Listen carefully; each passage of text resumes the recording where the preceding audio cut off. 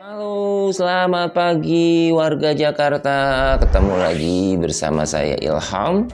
Masih di putas topik yang sama, yaitu membahas tentang seputar apartemen dan rumah susun.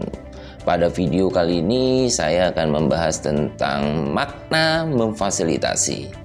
Makna memfasilitasi dari kewajiban pelaku pembangunan dalam pembentukan P3SRS. Makna memfasilitasi ini tidak bisa dimaknai terpisah dengan kewajiban daripada pemilik. Ya, apa yang menjadi makna fasilitasi itulah yang akan kita diskusikan pada video kali ini. Ada dua nanti yang akan lihat. Ya, saya lihat di dalam memaknai makna fasilitasi tersebut. Yang pertama yaitu berdasarkan putusan Mahkamah Konstitusi nomor 21 13 Romawi PUU ya, PUU 13 Romawi tahun 2015 ini putusannya. Yang kedua, bagaimana saya secara pribadi ya memaknai pasal ya 75 ayat 1 yang saya kaitkan dengan pasal 74 ayat 1. Dua hal itu yang akan menjadi titik tolak kita untuk memaknai apa itu makna kewajiban pelaku pembangunan untuk memfasilitasi pembentukan P3SRS.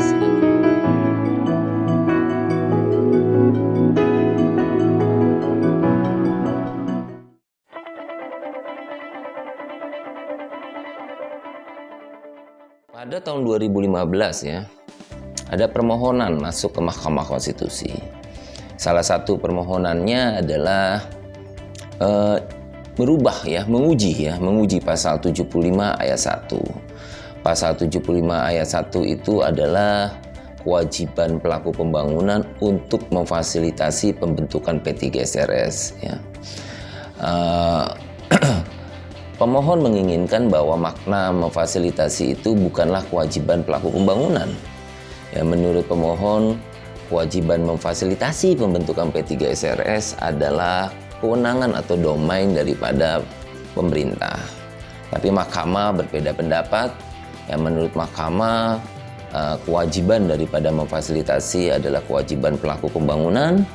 Ya, kewajiban pemerintah untuk memfasilitasi pembentukan P3SRS itu dalam pola pembinaannya hanya ada pada tidak ada pada rumah susun komersial. Jadi tetap ada pada pelaku pembangunan. Jadi intinya Mahkamah menolak. Akan tetapi di dalam pertimbangan Mahkamah yang menarik di sini, Mahkamah memberikan makna tafsir ya terhadap apa makna memfasilitasi. Nah, makna tafsir Mahkamah itu yang mungkin harus kita jadikan rujukan dalam pembentukan peraturan perundang-undangan, khususnya bagaimana mengatur tentang pembentukan P3SRS di dalam PP ataupun di dalam peraturan pemerintah. Mahkamah melihat dari dua titik tolak ya. Yang pertama yaitu dari data dan fakta dari kesaksian yang ada, Mahkamah melihat bahwa pelaku pembangunan terlalu jauh memaknai makna fasilitasi. Bukan hanya sekedar memberikan fasilitas dan bantuan, tetapi pelaku pembangunan turut campur di dalam pembentukan P3SRS. Nah, Mahkamah melihat terjadi fakta dan data tersebut dan bahkan dari keterangan saksi. Yang kedua juga Mahkamah melihat ya kenapa hal ini terjadi berdasarkan keterangan saksi dan berdasarkan ya fakta dan data yang terungkap di situ bahwa terjadi kecenderungan dari para pelaku pembangunan tersebut ya akan kehilangan nilai komersial atau nilai ekonomis yang diperoleh dari pengelolaan rumah susun yang dikelola nantinya oleh P3SRS. Dengan terbentuknya P3SRS menurut Mahkamah, maka keuntungan ekonomis dari pengelolaan rumah susun itu akan berakhir karena P3SRS sudah terbentuk. Dari dua alasan itu maka Mahkamah melihat terjadi pemaknaan yang terlalu dalam tanda petik pendapat saya berlebih ya menurut Mahkamah gitu ya. Dan bukan hanya sekedar frasanya Mahkamah, bukan hanya sekedar memberikan fasilitas ataupun memberikan bantuan ya dalam pembentukan P3SRS, tetapi kemudian pelaku pembangunan ikut campur di dalam pemilihan pengurus atau di dalam pembentukan P3SRS. Itu yang fakta yang ditemukan oleh Mahkamah. Maka Mahkamah memberikan pemaknaan dua hal. Yang pertama itu Mahkamah memberikan peran kepada pemerintah yaitu pemerintah ya. Mahkamah melihat bahwa pemerintah sebagai pembina yang diatur dalam Undang-Undang Nomor 20 2011, khususnya kalau tidak salah pasal 5 yaitu pembinaan. Salah satu bentuk pembinaannya adalah pengendalian. Nah, bentuk pengendaliannya itu secara tegas dicantumkan adalah pengawasan terhadap pembentukan P3SRS.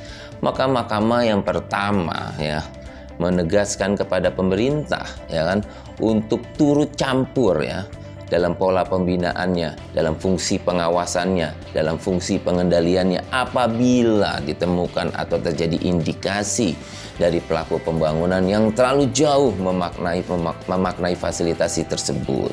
Jadi ia ikut campur di dalam pembentukan P3SRS, maka pembina atau pemerintah ya harus mengambil langkah-langkah ya terhadap tindakan yang dilakukan oleh pelaku pembangunan. Itu yang pertama, dia menekankan kepada peran daripada pembina. Ya, dalam konteks ini ya, pembina yang dimaksud itu kan bisa pemerintahan pusat, ya pemerintahan provinsi maupun pemerintahan kabupaten kota, ya. Nah, kalau dalam konteks pembentukan P3SRS di pemerintahan Provinsi DKI Jakarta, pembinanya pasti pemerintahan provinsi ya. Tapi kalau di daerah lain yaitu di kabupaten kota ya, seperti Bandung, Bogor dan kota-kota lainnya. Itu yang pertama. Yang kedua, mahkamah berpendapat makna memfasilitasi itu adalah ya membantu dan memberikan fasilitas dalam pembentukan P3SRS, bukan ya ikut campur ke dalam.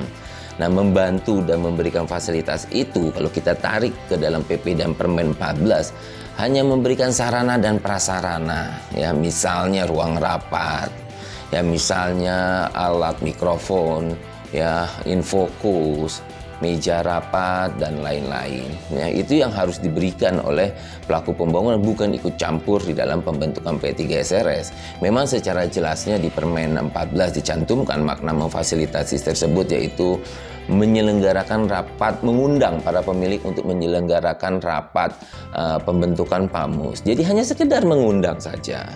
Yang kedua, menyerahkan data kepemilikan dan kepenghunian nanti kepada PAMUS dan memperbaharui data kepemilikan dan penghunian yang diserahkan kepada panitia musyawarah.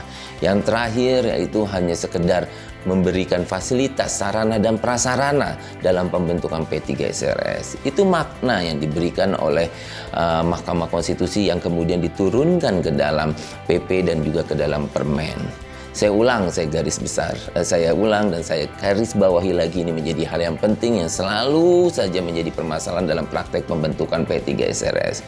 Yang pertama, harus ada peran pemerintah apabila terjadi indikasi ya bahwa ada pemaknaan atau sikap yang diambil oleh pelaku yang terlalu jauh memaknai makna fasilitasi.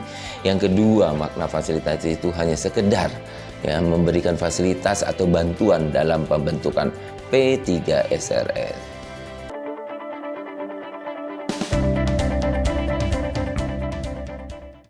Bagaimana menurut saya tentang makna memfasilitasi? Kita sudah lihat bagaimana pendapat Mahkamah Konstitusi. Nah, bagaimana menurut pendapat saya? Saya sejalan dengan pendapat Mahkamah Konstitusi, tapi dengan beberapa titik tekan yang berbeda ya. Bukan berbeda dalam artinya bertentangan, tapi saya lebih melihat pada substansi penekanannya saja, ya, agar kita lebih mudah dalam memahaminya. Dan ini sejalan dengan pendapatnya Prof. Yuliandri di dalam keterangan ahli di putusan Mahkamah Konstitusi itu. Jadi pembacaannya menurut saya harus dilakukan secara sistematis antara pasal 74 ayat 1 dengan pasal 75 ayat 1. Apa pasal 74 ayat 1? Pasal 74 ayat 1 itu adalah kewajiban para pemilik untuk membentuk P3SRS. Sedangkan 75 ayat 1 kewajiban pelaku pembangunan untuk memfasilitasi pembentukan P3SRS. Jadi ada dua subjek di sini, yaitu subjeknya adalah para pemilik untuk membentuk P3SRS, frasanya wajib. Ya, yang kedua adalah subjeknya adalah pelaku pembangunan untuk memfasilitasi pembentukan P3SRS. Ya, frasanya pun juga wajib. Nah, saya melihat harus kedua pasal ini harus dikaitkan, tidak bisa berdiri sendiri. P3SRS itu kan berintikan atau beranggotakan para pemilik dan penghuni. Ya, pemilik dan penghuni. Pelaku pembangunan bukan anggota daripada P3SRS. Oleh karena itu, kewajiban daripada para pemilik untuk membentuk P3SRS adalah kewajiban yang utama. Dia mempunyai kedudukan yang lebih penting, yang utama menurut pendapat saya. Sedangkan kewajiban dari para pelaku pembangunan untuk memfasilitasi pembentukan P3SRS itu kewajiban yang melekat karena pelaku pembangunan yang mengetahui proses pembangunan daripada P3SRS. Ya. Jadi dia tidak bersifat utama menurut pendapat saya. Ya, tidak bersifat. Oleh karena itu, tidak dilaksanakannya kewajiban daripada pelaku pembangunan untuk memfasilitasi tidak bisa menghilangkan atau menghambat pembentukan P3SRS atau kewajiban pembentukan P3SRS yang dilakukan oleh para pemilik. Itu yang pertama. Ya, bahkan ini yang kedua juga dicantumkan. Buktinya adalah kewajiban para pemilik untuk membentuk P3SRS itu diberikan sanksi administrasi dalam undang-undang. Artinya merupakan kewajiban yang melekat bagi para pemilik dan paling penting, utama. Ya. Sedangkan pelaku pembangunan ketika tidak memfasilitasi pembentukan P3, tidak ada itu sanksi yang diberikan kepadanya. Ya, maka sangat jelas pembacaannya. Ya, pasal 74 ayat 1 yang dikaitkan pasal 70 ayat 2 tentang P3 sebagai anggota pemilik dan penghuni, yang kemudian kita kaji, kita tafsirkan secara sistematis dengan pasal 75 ayat 1 kewajiban pelaku pembangunan untuk memfasilitasi, maka gradasinya akan berbeda. Ya, bahwa pembentukan P3RS yang dilakukan oleh pemilik adalah kewajiban utama. Ya, kewajiban utama. Sedangkan bentuk dari kewajiban pemilik hanya sekedar memfasilitasi, dia bersifat komplement. Ya, bersifat apa? Komplement itu melengkapi, bersifat hanya melengkapi. Ya, itu yang pertama. Yang kedua, ya kan, ketidak melaksanakannya kewajiban pelaku pembangunan untuk memfasilitasi itu tidak menghambat kewajiban para pemilik untuk membentuk P3SRS. Ada dua kewajiban di sini. Ya, itu pembacaannya menurut pendapat saya. Jadi artinya kita harus pahami ya bagaimana kewajiban dari para pemilik dan bagaimana kewajiban pelaku pembangunan esensinya. Kewajiban pelaku pembangunan memfasilitasi karena ia mengetahui, ia memahami, ya karena dia melakukan pembangunan rumah susun, data dan segala fasilitas yang dia tahu di sana. Jadi bersifat komplement untuk melengkapi. Sedangkan kewajiban dari para pemilik adalah kewajiban yang utama given diberikan oleh undang-undang untuk membentuk P3SRS, di mana peran P3SRS nanti akan memainkan peran yang sangat penting seperti nanti untuk membentuk menunjuk pengelolaan, ya untuk mengurus administrasi dalam hal perizinan rumah susun, ya bahkan nanti untuk keterbangunan kembali rumah susun. Ya, demikian saja dari saya tentang makna fasilitasi. Ya, salam sehat bagi kita semua.